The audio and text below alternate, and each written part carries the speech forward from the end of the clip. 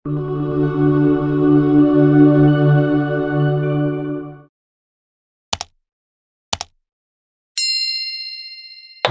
sekarang ini yang paling bahaya. Semua pakai uang. Akan tiba satu keadaan di mana peradaban ukurannya materi. Masalah pun materi. Ya, coba nih yang terjadi di Palestina, di mana-mana Timur Tengah. Materi nggak jauh dari oil and gas, minyak dan gas. Itu yang sekarang rame-rame kan materi dunia, kedudukan. Sudah dapat kedudukan, cari apa? Cari materi juga. Cari tambang, cari emas, cari nikel, cari batu bara, cari macam-macam dan materi dunia. Ya, saya nggak tahu kalau di sini ya, nggak tahu saya. Cuma kondisinya ya akan tiba begini. Mau sekolah harus punya uang.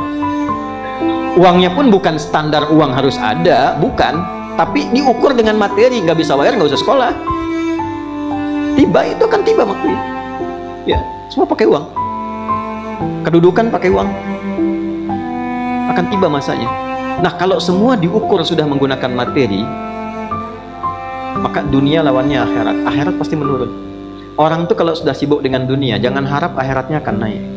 Pasti turun. Karena itu lawan. Ya, akhirat tuh lawan dunia. Lawan tuh maksudnya begini, kalau yang dunianya diarahkan tuh akhirat, bagus. Tapi kalau difokuskan dunia, ini pasti tinggal. Ya, jadi konsep lawan tuh bukan berarti dipertentangkan, bukan. Maksudnya hidup di dunia ini perangkatnya dibawa memenuhi kebutuhan akhirat. Bukan meninggalkan profesi yang baiknya. Anda tetap jadi direktur, jangan resign.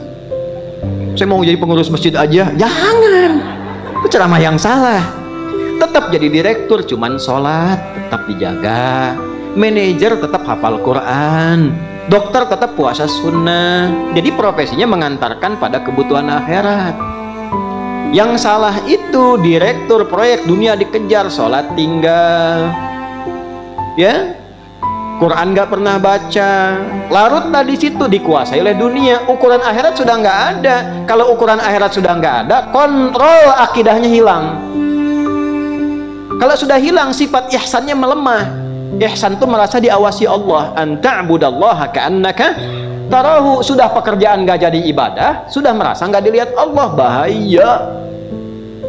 Konsep dasar umat Islam, ibadah itu bukan cuma sholat, implementasinya pada muamalah. Ibadah turunannya muamalah. Sholat, ibadah, muamalahnya tanha anil fahsyai wal mungkar. Jadi jangan berbuat fahsya, jangan berbuat mungkar.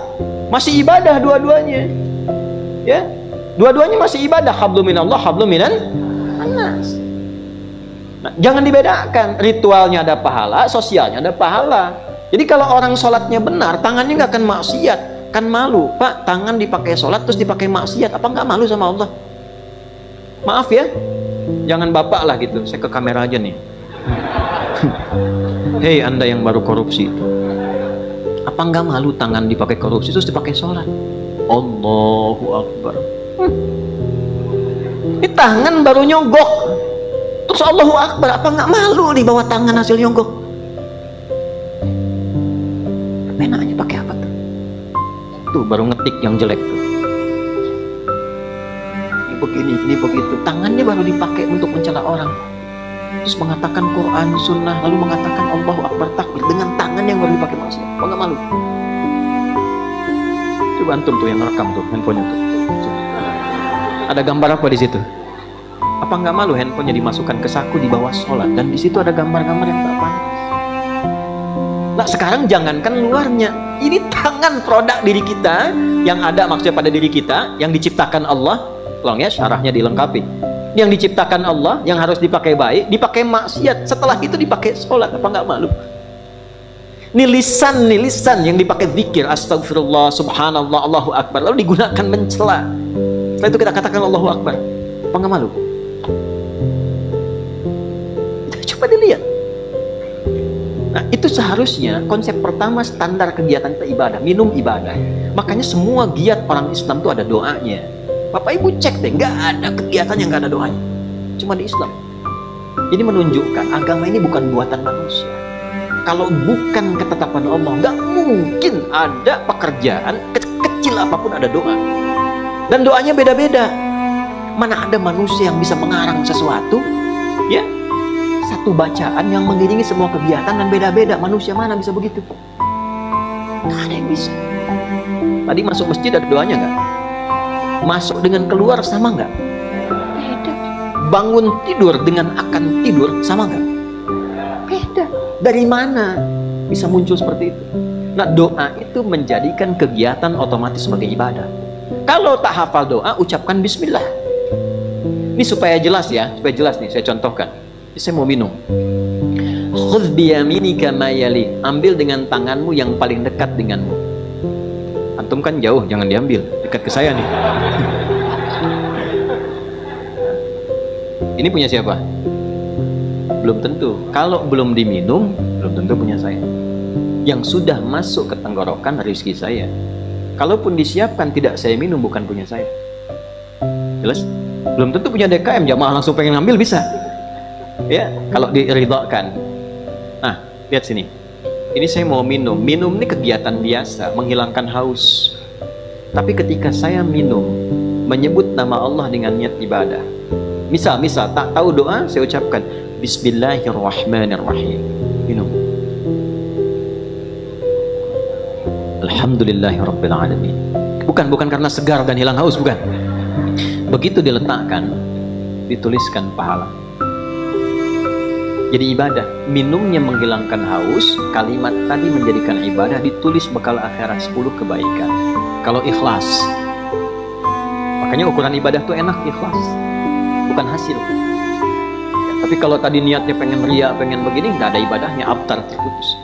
Nah, sekarang saya mau tanya, kita hidup puluhan tahun sampai sekarang, berapa yang jadi ibadah bakal kita untuk pulang? Kadang-kadang aneh ya, rezeki itu kan nggak tahu diatur. Akhirat kita belum pasti, kembali ke kita ini ikhtiar untuk menjemput takdir Allah. Rezeki sudah diatur. Kenapa Anda, maaf ya, ini gini supaya paham logikanya. Yang punya rezeki siapa? Saya ulang nih, yang punya rezeki siapa? Yakin? Baik. Ini ada tawaran kerja jadi penjaga toko. Saya nggak perlu sebutkan tokonya apalah. Ya, mau Januari, Februari, April, Mei, terserah. Pokoknya toko.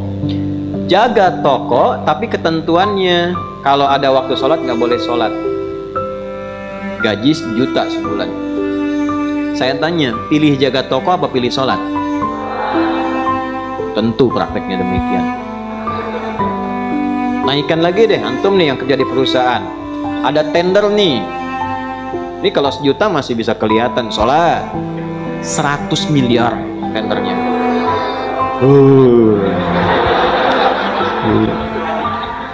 Waktunya bersamaan dengan Jumat.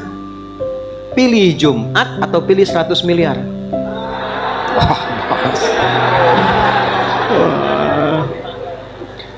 Bayar pulsa aja lagi Jumatan. Ini Kul ma indallahi khairum minal lahwi wa minat tijarah. Makanya ketika turun surah Jumu'ah itu ayat 11-nya, kalau yang yakin rezekinya dari Allah, maka kejar yang dari Allah ini. Ini aneh, dia meninggalkan Jumat. Jumat yang suruh Allah, dia yakin rezeki punya Allah, tapi dia meninggalkan perintah Allah. Allah balik nanya, kalau saya wafatkan kamu sebelum dapat itu bagaimana? Kata Allah. Jumat nggak dikerjakan, rezeki nggak didapat. Nah, tapi tidak demikian juga dalam prakteknya. Orang yang terkuasai dunia sampai kena penyakit wahan, ukurannya pokoknya uang, nggak peduli. Pokoknya saya harus dapat, berapapun biayanya. Anak saya mesti masuk kuliah di situ, berapapun biayanya. Saya mesti dapat kedudukan itu, berapapun biaya. Saya mesti dapat barang itu, berapapun harus dikeluarkan. Di dunia udah nggak peduli bagaimana cara, ini wahan. Tapi dia masih sadar, nanti ada siksa kubur, nanti ada siksa neraka, ada surga. Dia sadar, tapi karena terikat dengan dunia, ujung hidupnya dia nggak siap, takut meninggal. Ya, akhirnya ya coba-coba aja untuk umroh juga gitu. Cuman hartanya dipakai dari hasil nyogok, hasil korupsi, macam-macam. Jadi begitu ada orang haji mengatakan labbaik Allahumma labbaik, maka dijawab oleh malaikat. Allah sampaikan ke malaikat, la labbaik la sa'daik. Nggak ada labbaik tuh, nggak ada sa'daik. Labbaik Allahumma labbaik. Datang orang hanya habis nipu orang, habis korupsi. Labbaik, kata malaikat, la labbaik. Nggak ada lah baik tuh. Tuh albek tuh katanya. Ah, itu benar hadis tuh. Albeknya bukan, tambahan aja tadi. La labbaik la sa'daik, kata malaikat. Nggak ada kamu labbaik, nggak ada sa'daik, nggak ada benar-benarnya kamu itu. Gitu. Kamu hati-hati. Itu wahan.